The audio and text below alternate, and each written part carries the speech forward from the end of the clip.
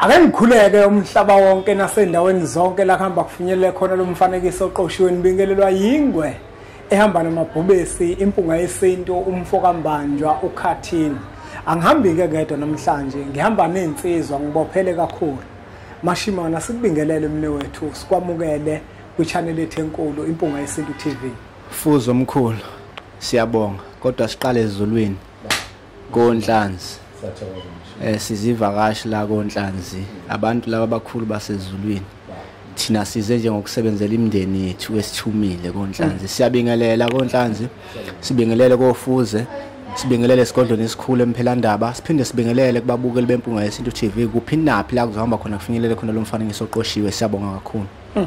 baba Nhlanzi, siphinde sibingelele kuwena mne wethu ubingelele ababukeli bempunga yesintu. Siyathokoza kakhulu, sibonge ithuba. Siyabingelela kakhulu kubabukeli nabalandeli bempunga yesintu. Sibingelele koza kwethu uMashimane. Ngiyathokoza uma namhlanje ensimini sinawe. Ngiyabona impela kuzoshisa amakhona wena kuhlale kushisa kube mnandi. Ngiyabonga kakhulu zakwethu. Sibingelele nakubabukeli nakubalaleli nawe baMbanjwa. Sicela ukuthi uhlelo sicela ukuthi likhule nezinyanya zethu iphakame zilikhulise noShemba likhulise. Ngiyabonga, siyabingelela kakhulu Mbanjwa. Siyathokoza. Bafowethu, namuhla bafowethu ngiphethe indaba enkulu, ngiphethe inkiyankiya. Njengoba i-channel kungeyona yempunga yesintu kodwa kuyabantu. Ibona abaveza izihloko. Ibona abaphakamisa imibuzo bese bafisa ukuthi thina sizoxoxa ngalezo zinto abaziphakamisa kwi-channel yethu enkulu impunga yesintu. Kunomuntu la oke wathi yena ngokwakhe izinkolo ezikhona akuzona ezikaNkuluNkulu, ziyaziveza futhi ukuthi akuzona ezikaNkuluNkulu ezabantu. Wathi lokhu kushiso ukuthi zixovile imindeni. Kanti uNkulunkulu akakhethi yena balala muntu. uNkulunkulu akaxovi. Kodwa uNkulunkulu njengoba adala ilanga likhanyisela ngisho umthakathi. Likhanyisela wonke umuntu njengoba adala imvula. Iyakwazi ukuthi inethele noma ngabe ubani ensimini yakhe uma kuukuthi utshalile. Kodwa izinkolo bathi izinkolo ziyiqhekezile imindeni. Kunabantu abangezwani manje, kunabantu abangahambelani ngenxa yokuthi umuntu wamukela inkolo.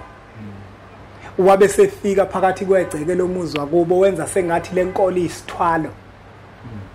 Akasakwazi manje ukuthi ahambele abafowabo ngoba yena usethatha inkolo. Wathi ingako yena ethi izinkolo ezabantu akuzona ezikaNkuluNkulu ngoba kube ezaNkuluNkulu angaba kukho ukucwasana naphakathi kwazo. Manje mangizoqala mhlambe lapho kuwe mne wethu uMashimane. Kungathini wena ukuphawula kwakho kulombono walomuntu umebeko ukuthi izinkolo zwadungile amakhaya ethu zidungile imindeni. Ngiyazi ukuthi mhlambe ungaphikisana naloku akushoyo ngoba naye kumbono wakhe. Kodwa ke uthini wena uma inkolo izohlukanisa abantu? Thola ukuthi abantu abomndeni owodwa kodwa basangenelani ngenxa yokuthi wamukela inkolo. baba Fuze. Yazi yajula kakhulu lenkulumo. Kodwa ukukuphendula la enkolweni ake ngigxile kakhulu kule nkolo yobuNazaretha. Kule nkolo yobuNazaretha abantu abaningi basuke bethunyiwe enhlanzi. Kunjalo. Abantu abaningi umuntu uyakhethwa. Ekhethwa abakubo basethulini lomhlaba isikhathi esiningi abanenkinga la bekhona. Inkinga ke la ekhona ezogcina kube sengathi kudungeka imindeni. Bese bayamkhomba lo muntu oyedwa mhlambe kwabo bekhona abanye. Bese yakhonjwa lo ukuthi akabe yiNazaretha. Bangene kuye bemupha uthando ivuma inhliziyo abe yiNazaretha. Mayifike eNazaretha lo muntu bese yatshela imithetho yakhona akhetha inkosi abe yiNazaretha. Uma ke sebile yiNazaretha bese yatshelwa ukuthi yini ke lindeleke ukuthi ekhaya njengoba usuyiNazaretha uyenze ukhulumisana kanjani nabantu basekhaya ukuthi usuyiNazaretha inenziwayo igaba ngegaba ukuthi bachazele kahle abantu basekhaya ukuthi wena usuyiNazaretha awusakwenza ukuthi lokho awusakwenzi sekushayisana lapho ke lo osetshele umthetho abenza izinto ezifanayo khona uzofika lento ayenze njengoba etsheliwe esontweni enkonzweni ngikhuluma ngalena yobuNazaretha ake ngikhuluma ngale yobuNazaretha bese yafika umuntu ke ekhaya esebhozomela izinto ngokuthi useyiNazaretha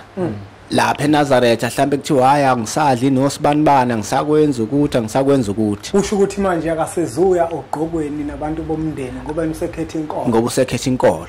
kufike kuphambane lapho ke mne wethu ukuthi izinto esizitshelayo einkolweni asinayo indlela yokulalela ngendlela efanayo ngeke futhi sibe nendlela yokulalela ngendlela efanayo kodwa nje izinto ezenzekayo lezo thola ukuthi umuntu mase thola inkolo bese ufuna ukwenza izinto ngokwenkolo nje njengoba isho inkolo kanti sekufanele abuyeleke manje ekhaya ngoba laba basekhaya baphila enyameni abafana laba bamkhethile laba bamkhethile futhi abakwazi ukutshela bonke labantu ukuthi siyamkhetha lo mhlawumbe Mashimane uselapho sizodlulula kwabuNhlanzi laba bamkhethile basuke bemkhethele ukuthi akazoxova lekhaya ngoba nakuthunywe ibona noma kanjani kufanele ukuthi lento yenhlonipho ibe khona ngoba uma kuukuthi ngithunyiwe mina lekhaya mangifika lekhaya ngiyifaka lento engiyifakayo kufanele ukuthi uma ilethwe ithongo la lekhaya kufanele futhi ibe khona lekhaya ngeke kufanele aphikise kodwa uma kuukuthi lethongo belingithumile ukuthi ngokwenza okuthile mina ngafike ngathanda phambili kuzobonakala ngokuthi abantu bomndeni bayiphikise lento ngoba mina bengithunyiwe mhlawumbe ukuthi angothethe icala elithila ngonikela ngafike mina ngalalela abantu ukuthi mesunikelile kufanele ngisonke kanti umndeni ubungakuthumanga lokho cha iphuze elikhulu lelo mne wethu ukuthi kuyenzeka kube isimo esinjalo ukuthi uthi uthunywe okunye bese ulalela abantu kakhulu ungabe usabuyela kulaba uthunywe kubona ukuthi ke isigaba esilandelayo isiphi manje bese umuntu ebuyele ekhaya esebhozomela izinto kanti ibona abantu labo ufuna impela ahlalisane nabo impela ke manje uma ethunywe ngempela njengobusho bazowuza umoya wakhe okuchaza ithongo lizongenelela lapho babuNhlanzi ayichaza lento ukuthi usefika esigabeni esithile manje usazokwenza izinto kanje uyacela ukuthi kubanjiswane uma ngempela enza into efanele engafikanga wenza okunye lapha bazolalela abasekhaya bekwazi ukuthi bemuze ukuthi uthini babuNhlanzi babuNhlanzi nginembuzo la embalwa ungabe umuntu uma eye kwaShembe yakonikela sekufanele yini ukuthi asonte kwaShembe cha futhi ngiyajabula mbani ukuthi uthathe lesihloko sikhuluma ake ngiphinde ngilungise lapha uza kwethu uMashimane njengoba ade ekhuluma nginami ngijobelela abantu mbanje kubalekile ukuthi uma beqala bekhetha inkosi yasekuphakameni abake babike umNazaretha mbanje kubalekile abantu ukuthi bawobikela amathongo ngoba umuntu ozokushayela uma ususesontweni nomuntu ozokwembatha umuntu wakini ngaphambi ukuthi kumbathe uShembe uzombatha abantu ababiki umNazaretha abantu abaningi ababikile ingakho ngathi amathempeli amaningi anodungunyana abantu bafike bakhetha inkosi babhabhadiswe usehlelo ukuthatha ijuba nje inkukhu ngicela ukubamba ngoNhlanzi yebo omunye umuntu uzothi uMashimane uthe uma ngiba yiNazaretha ngisuke ngithunyiwe ngikhethiwe abantu abadala bakithi kuya kanjani pho manje ukuthi ngiphinde ngibike futhi omunye umuntu uzofisa ukucacisela lapho uthi ngabika pho manje kuNazaretha kade ngithunyiwe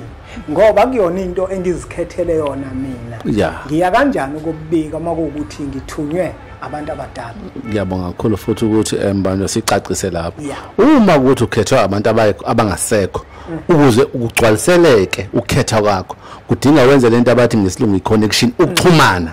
ukuze uxhumane nabo kuba khona isiko olenzayo lokubazisa ukuthi lento abakhethelene uyayemukela uyayizwa lo nto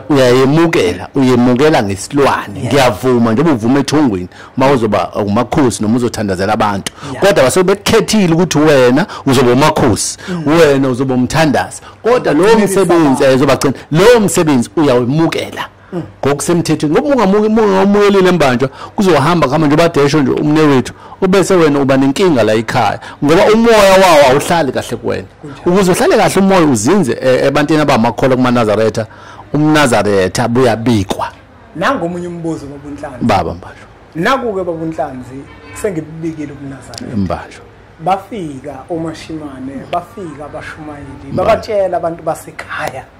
okuthi imithetho ke kulenkolo ithi kanje lo mntwana ngesabatha akasezohlanganyela nani isingena lapho ke manje ekuhlukaniseni umndeni manje sekuba khona le ekhaya abazondayo okuthi wena usezohlanganyela nomndeni ngoba bona izinto basazenza ngesabatha wena izinto uzenza ngesonto umbuzo ukuthi babunhlanzi uma kuukuthi wena awuzuba khona ngesabatha uma benza izinto abantu bomndeni wakho laba ekuyibona abayokulanda esigamekweni mhla kuthiwa ufile ngoba umshumayeli nomfundisi ngeke baze bakulande lapho uma wena sewenza umsebenzi ngesonto kufanele yini bona beze kungabe mhlawumbe umthetho wenkolo uthini lapho ngoba phela umsebenzi awenziwa amasabatha wonke makuthiwa nje umsebenzi shiyeke mhlawumbe okuncane umsebenzi ngalelo sabatha elilodwa mhlambe kwenza umalume wakho ngesabatha noma anto wakho hayi ilula ithi into musu ukuhambela umndeni wakho cha uhambisa isipheko kuphela wena ungayi hayi mbasho abantu futhi ngalibonga lo hlelo lwakho uza kwethu ngalo mashimane ukhulumi kahle kakhulu uma umoya kaShembe ungenile kuwena ngeqiniso wakembatha ngeqiniso ngifuna ukutshela into eyodwa mbanjwa uma kini kunomcimbi ngesabatha iba khona kodwa wena awukwazi umaya izinto ezishisayo ngesabatha abantu abayeke ukuhlubuka imindeni yabo baqashe ngoShembe ngoba akuzumukeleka nalowo umNazaretha umndeni emuva ukhala yabona wena ugijima uyothandaza umndeni ukubophela inhliziyo nabantu abafundisa abantu abashuma abafundisa abantu ukuthi abamusa abantu ukuhlumuka umndeni ngenxa kaShembe uShembe uthanda wonke umuntu wena makunomcimbi ekhaya kuyisabatha iba khona njengelunga lomndeni kunjalo wenza izinto kodwa uma wena kuphela into efuna uyitime ungakumayi izinto ezishisayo wenzela ukuthi babone ukuthi kunento esikhona kuwena eyinhlansi ewukhanya uyayibona lona kodwa ayithi ungabibikho usipheke usilethe ube khona egcekeni uhloniphe zonke izinto kwesiwe uyakhumbula ukuthi wena yisabatha angikumaye ukushisayo abanye bakwenza lokho kodwa abanye banelokukhola umuntu angakhola enyameni akho lemoyeni uma uNkulunkulu umthanda ngeqiniso mbanjwa noma ngabe ukuphi uNkulunkulu yakubona mashimane mawubheka akukona yini ukuba nenhliziyo embi nenhliziyo elikhuni kungabe kukholwa yini ukuthi wena ngoba nako usuyikholwa awusezuhambela umndeni wakho futhi cha njengoba ubaba uNhlanzi esanda kubeka esiluleka kufanele senze njengoba esho ubaba uNhlanzi ukuthi uma usekhaya uzelwe unabantu bakini kukhona la ufuna ubeke khona umndeni phambili kunjalo isonto lize ngemuva kunjalo ngoba wena uzalwa la ekhaya kunjalo uthunyiwe esontweni awukwazi ukuthatha isonto kakhulu libeke phambili nemithetho yalo kugcine sekufeyila lokwasekhaya ukuhambisa kakhulu phambili isonto ikona lokhu okuzogcina kuba nenkulumo eshiwe lo mbukeli kade ekhuluma ethe sicela usibuzele ukuthi kudalwa yini ukuthi amasonto axove imndeni yini na ilento ati ichazwa ubaba uNhlanzi ukuthi umuntu ohambisa isonto kakhulu phambili bese umndeni usala ngemuva kodwa into mawuyichaza kahle ekhaya izozwakala beyizwe beyithathe kancane bazoyibona lento yakho ukuthi inhle kancane beze beyijwayele nomunye egcine seyenza sengagcina wonke umuntu eseyiyona lento yona ukuthi uyabahlonipha okubalekile futhi kakhulu lenkolo ubaba uNhlanzi mbanjwa inkolo yenhlonipho kakhulu akuthi ngoba nako usubuye esontweni sukhetha inkosi bese ufuna ukuzolawula ngisho umalume ngisho yihle ngisho omkhulu ngokuthi wena ngokuthi esontweni kuthiwa umfundisi nokuthi ufika wena manje ngesizathu sokuthi mhlambe wena zonke into zakho ezisakuvuna ngaleso sikhathi yebo ngoba abanye abantu bafowethu bayakwazi ukuphendula umsamo ubheke bona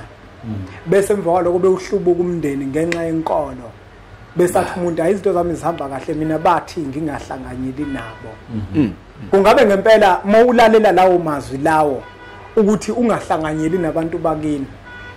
wena uyongcwatsha ubani wena umndeni wakho uma kuukuthi wena umndeni uthi awuhambeli wena ngoba wenza izinto ngesabatha wona kufanele yini ukuhambele wona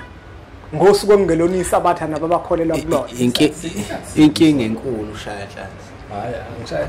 isakusindiswa mbanja lo mthetho abayishoyo abantu ababuyeleni ukuthi ababuyele emuva ekutheni uma ushembe fika wengezile ukuzohlakaza imindeni wayizobumba imindeni kunjalo lezi zinto ezishunyelwa abantu abayishumela akusiyo inkambiso kaShembe inkambiso yabo nemfundisi zabo ungaziqhamukapi umndeni umndeni ngokuthi ubumbane ube munye uShembe uthi abantu sihlaba zamana 199 abantwana baNkulunkulu bayathandana uma bengathandani bangabantu sithi musana kwehlukana emhlabeni ngoba akukho kwehlukana kwelizayo abantu ababumbane manje umndeni uthande noma bekhona iphara elakini noma ngabe ubhuti wakho uyaphuza noma unjani musu ukuthi ngoba wena usuyikholo uNazaretha bese uhlubuka umndeni bese ucasha ngoShembe uyayibona lo ngoba egcineni sibabambi kube ngathi sifika nemithetho yasesontweni sizoyifaka emakhaya baqinisile abasho kanje ngoba bayakwenza manje umuntu agcina ngasaqondi phakathi kwesonto isonto ligcina lapha ekhaya kunomthetho obuse ekhaya kunjalo kunomthetho obuse esontweni zihlukanise lezi zinto uyabona lo kufana noma ugalile bani sikhulume sivulele musu kufika ekhaya uthi unonkosikazi ugcina usufaka umthetho wesonto uyabona la ekhaya unkosikazi wakho umkhosikazi wethonga mlawule ngemthetho yamathonga kini musu kumlawula ngemthetho inkambiso noma inqubomgomo yebandla nabo izolo ngoba lo ugcina idala ama divorce esontweni nganasidingo ukuthi nje emzini makoti kuyagaywa wena musu ukufika ukuthi wena ehlisa umoya sizithi isinto uma ufika ekhaya kuthakatho nawe uwenza njalo uyayibona lona ngoba noma kungayinto esithi le ayenzeke ngoba phela abantu bazoba sasho njalo kodwa sithi into eyenziwe ekhaya uma umakoti faka phansi ikhanda uma mizala uhloniphe uyabona ungabusucasha ngesonto uyabo ngoba manje izinto ngampela nje lo bhuta desho nje ngampela zixova imndeni kunjalo kunomthetho webandla kunomthetho wasemakhaya ufanele ulawule ikhaya nekhaya Mashimane nawe babunhlanzi mina ngithi akubona ukukholwa ukuthi ngoba nako usuthatha inkolo usuthi ke wena manje umndeni wakho uzowubiza uzothatha isinqumo sokuthi wena ngeke usawuhambela makukhona izinto abazenzile makuyisabatha ekubeni bona bengakayiboni le nto yesabatha kodwa ukukholwa kweqiniso awukwazi ukuthi wakhe inzondo kwabanye abantu uyabona ngoba uma uthi wena ngeke uzubahambele abantu bakini ngoba usuyinazareth wakhe inzondo lapho ikhona elinjani likwazi ukwakha inzondo enhlizweni zabanye abantu wenze sengathi lemicimbi bazoyenza masabatha wonke uyabona kodwa ukukholwa uyakwazi ukuthi lento okholelwa kuyona uyiveze ubuhle kubantu njengoba kade usho Mashimane ukuze bezokwazi ukuyibona ubuhle bayo nalento manje ukuthi uma sidlulelwe udlule umakhelwane lunguza phela njengelunga njengomuntu okhona noma ngathini okhona endaweni noma esigodini umakhelwane medlulile uyinazaretha hamba kamakhelwane yobakhalisa ngolesini nawe uvele ngoba egcineni omakhelwane bafana nomndeni wakho ibona abakhelene nawe musu ukuthi wena hayi nginazaretha mina angilapha ngoba bakhonza abakubayeka abantu lento ukuthi bagijime kanje manje angazi kwenze njani abantu abathanda abantu ukuze babone uShembe kubona ngoba egcineni lento abayenza abahlethisa uShembe yabo uShembe uthanda wonke umuntu uyabona ukushoniwe lapha kamakhelwane sekuyinkinga nje Mashimane ukuthi umuntu ayolunguza okhalisa umakhelwane ngoba uyinazaretha angazi impakamo mhlawumbe eMashimane wona mhlawumbe Mashimane futhi sesizophetha abafowethu ngoba ngifisa ukuthi sikhulume la kuma comment section lingathini lakho Mashimane ukufundisa abantu ngoba kunabantu inkolo abayithatha ngejubana bonke basikhuluma kanje lababunhlanzi ubeka nawo ukuthi umumne wenu enza umsebenzi noma kini kwenza umsebenzi yiya uyinazaretha lento ubuhlathi lento ukuthi kuzothi kini kunomsebenzi wena uyahamba esontweni ubuhlathi uthandazana amathonga kini leyo nto ubuhlathi leyo nto ukuthi wenza umsebenzi kini ngoba nakwena uthi uyakholwa awuzuyi kovela emndeni uyahamba wena esontweni ubuhlathi ukungena nje mnewethu olimini ilento ukuthi ilento akwakhuluma ngayo ngelinye ilanga ukuthi kuyinkinga enkulu ukudukiswa umuntu omdala kwesinye isikhathi umuntu ophambi kwabantu kunjalo okhuluma kuzwakale kunjalo nothembekile kunjalo khona umuntu oyayethi yena ngoba waba nenkinga nabantu bakubo esethathele enkolo yeah noma omunye wanemkhuba yena ethu yikholo ayenzayo yebo wayeseyaxabana nomndeni yeah bese guqa phambi kwabantu ngelinye ilanga ngathi nje umndeni agxeka umndeni kanti inkolo njengoba kade nisho bobaba iqala ekhaya kunjalo sike sisho isintu sisodwa siwuNkulunkulu siphelele njengoba kade shilo baba uNhlanzi ukuthi uShembe vele uzovuselele into esilahleka kubantu manje ke uShembe akazile ukuthi asisuke sihlubuka abantu basemakhaya kodwa sithi uShembe mase simbonile sinika imithetho sinika yona engaphambene nosiko lasekhaya bese sibuyela kahle emakhaya sihloniphe kakhulu sekufuna uhloniphe kakhulu kunakuqala ke manje uyabona nje mashima lolu sizo lisingethe kakhulu abantu lonjena nje bakhohliwe ukuthi ebandleni bathunyiwe bajaha imbhobho ikhundla ugijima izinto abayithunye ebandleni nokuganwa uyabona amanazi ethi amanye namhlanje ahlupheka kakhulu yini na abantu ababathumile bayabahlomuka ayahlehla amathonga uma ekuthumile kaShembe bese ufike wenze ezinye izinto noma usugcotshiwe wabe umshumayeli noma umfundisi noma umvangeli engathi wena nawe noma ugcotshiwe thatha amacala wawuzela amacala wangezela ukugcotshwa kuyibonus uyibona lona ungathi ngoba wena usumfundisi awusanikeli awusenasona ngoba usumfundisi wena kahle hle usho ukuthi wena usungcwele akekho umuntu ongcwele wedwa kuphela uShembe futhi uNkulunkulu lezulwini akekho emhlabeni sendisho ukuthi ke abantu abalungisa izinto ababezithunyiwe esontweni bathande imndeni bakhumbule bazele imndeni yabo umukhumbulile ukuthi la ngafika ngithunywa ukhokho wangikhombisa uShembe iqonda lonto ngoba manje inkinga sebekhohliwe imbanto sengathi manje uShembe nomndeni umndeni usemuva ayizokulunga le ndlela oyihambayo ngiyabonga ngiyithanda le mashimane oyibeka ukuthi kunabantu abakwazi ukuma kubantu akhuluma umuntu okuthi mina makuyisabatha angiye emndenini kanti vele kunezinto vele ezingalungile yena emndenini wakhe wabumndeni usumhlubuka kanye nawuhlubuka ngoba kunabantu abagangayo abanye bazibagcine beganga ngemsamo yebo bemakhola beyibiza ngawo amakhola bese umuntu abuye azocasha ngoShembe ukuthi mina ngigcina umthetho kaShembe kanti begcina umthetho kaShembe usecashile ngalento yaShembe umndeni wakhe vele akasawuhambeli nje nawo samhambeli nje ingoba vele uyaganga lowo muntu ke iyo leyo nhlobo baningi kakhulu abantu abanjalo baningi kodwa ngoba siyafika sibaningi enkolweni siyafika sizingana sazi lutho sizobona umuntu ohloniphekile ngokwamehla enyama uma eke waguqa lo muntu washo lento ayishoyo ocabulile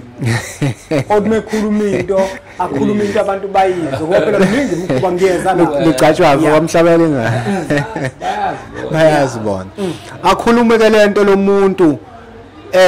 enze laba bantu bakholwe lento ayishoyo yena ayenze ekhaya yaxove ekhaya ngezathu zakhe nemkhuba yakhe ayifake ingene kulabantu uzozwa inkosana ngelinyanga ngesiphakameth ukuthi ukuthi abantu abangakholwe ekhaya ukuthi nokuthi awukwenza ukuthi ngesabathu ukuthi nokuthi kodwa inkonzo ukukholwa konke kuqala ekhaya isisekelo sonke sisekhaya uma kuukuthi lenkolo yakho uthi inkolo kaNkuluNkulu ngeke uhlubuke umndeni wakho ngeke uma kuukuthi emndenini wakho kukhona into eyenziwayo yisonto noma yisabatha ngeke uzuye esontweni ngeke uzuye esabathini hlanganyela nomndeni bese wena kube ukuthi ke awuyidli leyo nyama ephekiwe ngalolu suku ngoba into ephekwe ngesabatha awuyidli nawe into uma ukuthi ephekwe ngesonto awuyidli kulungile ukuthi usindisiwe akusho ukuthi musu ukuza kumina ngomndeni wakho mina ukusindiswa kwakhe akusho lutho sabo umndeni musu ukudlala umfundisi onenkinga kubo nabantu bakubo usefuna ukuzofaka wena lo mqondo wakhe wokuba nenkinga nabantu bakubo ayikho into edlula umndeni umndeni wona yokulanda isigamekweni sekuthiwa ufile ngeke ulande umfundisi manje nake bafowethu nodadewethu asingathathi inkolo ngejubane asingathathi inkolo siyithwale kakhulu emakhanda ngoba leyo nto igcine idicile laphansi isithunzi sayo inkolo kugcine manje sekuba sengathi le nkolo esikhonza kuzona zinemfihlo yezithwalo zinemfihlo yezithwalo umne wethu ngicela ukulungisa futhi kuleyanjana ngoba sothi masikhuluma kanje kube khona othi uma sithi abantu abagxile emndenini bese kuba khona othi mina nganele ngaphenduka ngaba yikholwa nganele ngaphenduka bangizonde yabo bangiphendukele yabona ufuna isile omunye umkhakha lo sokhuluma ngelinye ilanga uthi ke ikhona ingcosana enjalo ukuthi ngempela mawuphenduka ungena kulesi sigaba bese kuba yibona ka basekhaya baba nenkinga nawe wena ke baba Nhlanzi wena ke yiba yikholwa kakhulu bahloniphe kakhulu ube yilento yona kodwa ubahloniphe ekhaya wenza izinto zasekhaya ngendlela efanele bayibone kuwena izinto ukuthi kwenziwa kanjani asifakanga ngenkani inkolo emagcekeni okhokho baba sahlonipha sabhekisa amakhanda ngoba sasiza nento abangayiqondi uyabona kodwa kumanje inkolo esikuyona iyahlonishwa unjalo baba uyabona ngesizathu sokuthi siyahlonipha ukube thina seza ngokubhayiza sazothi hayi umndeni manje mina sengiyasabatha manihlabile ngesabatha lekhaya izinto sesizoza ngesabatha ake silapha bakuNhlanzi mashini baba bakuNhlanzi ngifisa ukukhuluma nawo wonke umuntu oguqukile waba yiNazaretha basho uma izinto kubo kade zenziwa nje ngesabatha inkomo ihlatshwa ngolesihlanu unalo yini ilungelo yena lokuthi afike ekhaya manje abatshela ukuthi akusahlatshwa ngolesihlanu cha akanalo ilungelo akanalo nje nelincane ilungelo akalandele izinto zasekhaya ngendlela ade zenziwa ngayo abese gcina umthetho kaShembe uyibekile mbanjwa angabe sayithinta kakhulu izinto ezishisayo ayiphathele noma khekha yakhe nejuice yakhe abe khona ekhaya yabona aphelela basekhaya ukuze bakubone ukukholwa kuyena ekhaya hayi ukuthi uzotshela abantu ekhaya ukuthi hayi akusafanele bahlabe ngolesihlanu ewubani yena yabona ngoba manje umzukulu lo noma umshana yabo uyazalwa la ekhaya hamba ngemthetho yomndeni wakho bese uhlonipha imithetho kaShembe uzophila ke lapho ngeke ube nankinga nje Mashimane elakho lokuphetha elami lokuphetha siyabonga baba Nhlanzi siyabonga kakhulu ukusiluleka njengobusho nje nanokuthi okunye okubalekile kakhulu njengoba sikholwa nje ifuneke sikwazi lokho ukuthi ngale kwelika moya akuthi ngoba naku sengiyinazaretha bese ukuthi bese wonke kwawona umndeni bese wonke uguquka ulandela mina kulento yami kunjalo khona nje ezihlala egoloza ukuthi awulungile sonto umfana nabasondayo yabo kwabona labo bantu bayakuzala ufaka bayinhlahla futhi kuwe akusho ukuthi ngoba bona abasonto abaseyona inhlahla kuwe kodwa nje akubeki ukusonta kubona vele nje ngeke baze bekulandele futhi ungathunywa kuthiwa ngosonto kaShembe uthola ukuthi abanye bakeziyoni abanye bakeziyoni kunjalo kanjalo into umndeni wakho lo ngabapho ukuthi baba manje siyacela abantu beqaphele lokho elakho lokuphetha lithini elami nje imbajo lithi abantu abathathe kancane balalele imndeni abelele uthulini bahloniphe imndeni yasemakhaya bahloniphe umthetho kaShembe kube khona ukubambisana nje abayokuswela lutho uma besikhumbule nje ukuthi la isontweni babethunywe imndeni elele uthulini bese bethanda ngoba inkolo yomNazaretha ixhumanisa abantu abaphila emhlabeni nabangasekho kuba khona ukuxhumana sengisho ukuthi ke kuhlonipha kakhulu igceke bese uhlonipha uShembe lo mekhambisana kanjani ukuswela lutho ngiyabonga kakhulu mbanjwa isihloko siphethe sona ngiyabonga nababukeli nakubalaleli impunga asibonge kakhulu kwembukelo impunga yesintu ukuthi ubukele umfanekiso oqoshile siyacela ukuthi uthathe udlulisele kwabanye abantu ngoba nakubona uzoba usizo olukhulu bese siqhubeke njalo subscribe ku channel yethu enkulu impunga yesintu TV bese sithi nje impunga